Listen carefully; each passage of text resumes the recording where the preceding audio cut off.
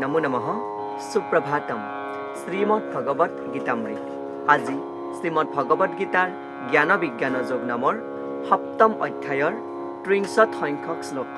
সপ্তম অধ্যায়ৰ এই অন্তিম সংখ্যক শ্লোকভাগী হৈছে এনেধৰণৰ: সাধিভূতাধিদৈবং মাং সাধিয়জ্ঞং সয়ে বিদুহু প্ৰয়াণকালেপি সমাং তে বিদুৰ্যুক্তচেতসঃ।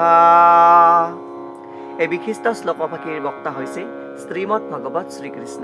শ্লোকভাগীৰ অসমীয়া অৰ্থ হৈছে এনেধৰণৰ: যিসকলৰ চিত্ত মোতে মজি থাকে, যিসকলে পৰমেশ্বৰ ৰূপে সমগ্ৰ পাৰ্থিৱ জগতখনৰ আৰু দেৱতাসকলৰ আৰু সকলো ধৰণৰ যজ্ঞসমূহৰ নিয়ন্তা বুলি মোকেই জানে, তেওঁলোকে আনকি মৃত্যুৰ সময়তো মোক পৰম পুৰুষ পৰমেশ্বৰ বুলি বুজি পায় আৰু মোক উপলব্ধি কৰিব পাৰে বুলি কোৱা প্ৰসংগত ভগৱান শ্ৰীকৃষ্ণই সখা অৰ্জুনৰ আগত জ্ঞান বিজ্ঞান যোগ নামৰ সপ্তম অধ্যায়ৰ শেষৰ ফালে এনেদৰে উপস্থাপন কৰিছে।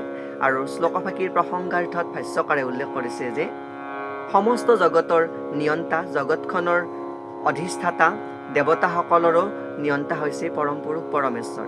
এনে আধ্যাত্মিক সংস্পৰ্শৰ ফলত জীৱই ক্ৰমে ক্ৰমে এই কথা বিশ্বাস কৰিব পৰা হয় যে ভগৱান এজন পৰম শ্ৰেষ্ঠ পুৰুষ।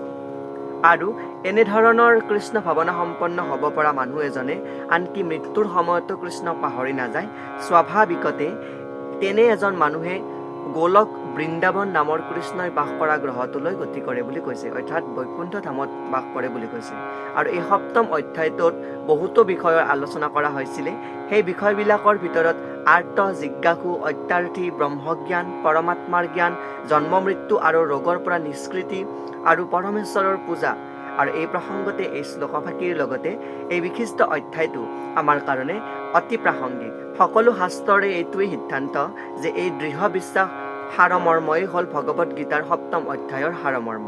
ইয়াতে জ্ঞান বিজ্ঞান যোগ নামৰ শ্ৰীমদ ভগৱত গীতাৰ সপ্তম অধ্যায়ৰ বেদান্ত তাৎপৰ্য সমাপ্ত। পৰৱৰ্তী পৰ্যায়ত অক্ষৰ ব্ৰহ্ম নামৰ অষ্টম অধ্যায় আৰম্ভ কৰা হ'ব। ধন্যবাদ।